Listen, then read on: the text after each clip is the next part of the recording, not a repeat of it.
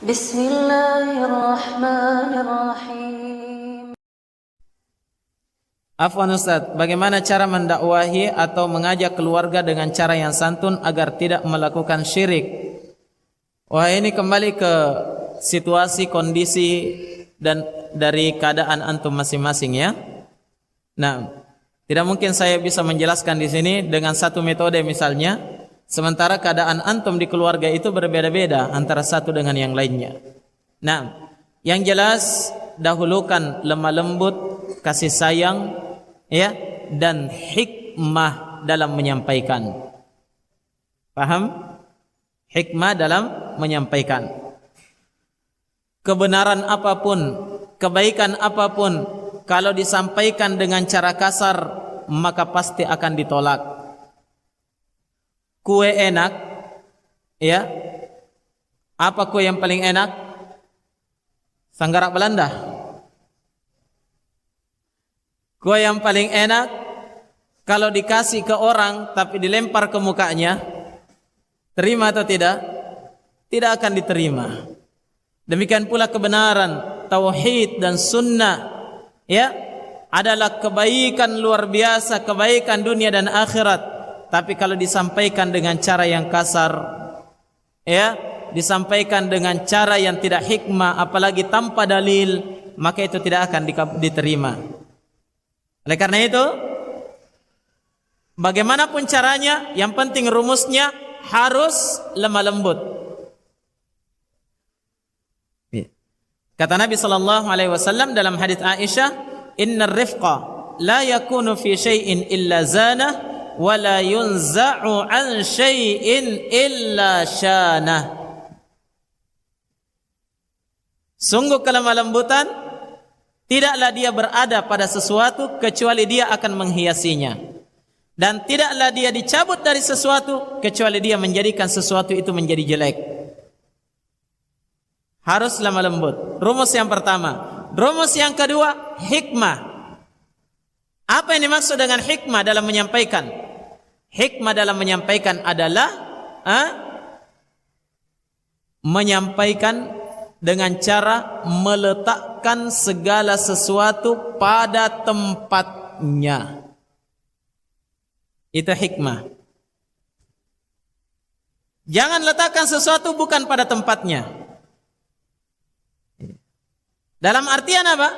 Dalam menyampaikan tauhid dan mencegah dari syirik, harus melihat kondisinya. Apakah dia sudah bisa memahami atau belum? Kalau bisa memahami, sampaikan, cegah. Kalau belum bisa memahami, diundur dulu sampai kita bisa memahamkannya dengan baik. Paham? Itu hikmah. Bukan hikmah dalam mencegah kesyirikan ketika dia, oh pokoknya ini syirik, halangi. Ketika dia masuk ke dalam rumah, dia lihat orang tuanya lagi dupa-dupa misalnya ya, melakukan persembahan, apa ini, ditendang semuanya. Bukan hikmah yang seperti itu. Di antara bentuk hikmah adalah apa? Mengulur waktu. Tidak menyampaikan secara langsung, tapi mencari waktu yang tepat. Itu hikmah dalam menyampaikan. Jelas ini? Mencari waktu yang tepat. Jangan ketika lagi panas-panasnya, sokol 7 warna sudah ada di depan, belum lagi telurnya, ayam menyerah sudah siap, tiba-tiba datang. Sungguh Allah Subhanahu wa taala berfirman, "Inna syirka la dzulmun adzim." Syirik adalah dosa terbesar. Bisa-bisa nanti ini telur melayang ke mukanya antum. Gara-gara apa? Tidak hikmah. Biarkan, tinggalkan kesyirikan itu, biarkan dia melakukannya. Nanti di belakang ketika mulai cerita-cerita dengan orang tua, dengan keluarga misalnya, ya, bersenda gurau dan yang lain sebagainya, kondisinya sudah bagus, mulai disinggung, mulai dimasukkan dengan berbagai macam cara, maka itu yang hikmah. Paham ya? Itu hikmah dalam menyampaikan. Maksud diantaranya hikmah adalah berbicara kepada orang yang akan didakwahi sesuai dengan tingkat pemahamannya. Jangan tamatan SD bicaranya didakwahi dengan sama kalau dia mendakwahi sarjana. Wah, tidak cocok. Iya. Pakai bahasa-bahasa intelektual. Ya.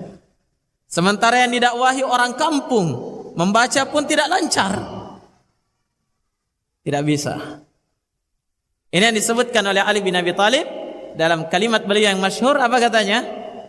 Hadithun nasa bima ya'rifun. Bicara kalian kepada manusia sesuai dengan tingkat pemahamannya. Aturiduna ayyukadzaballahu wa rasuluh?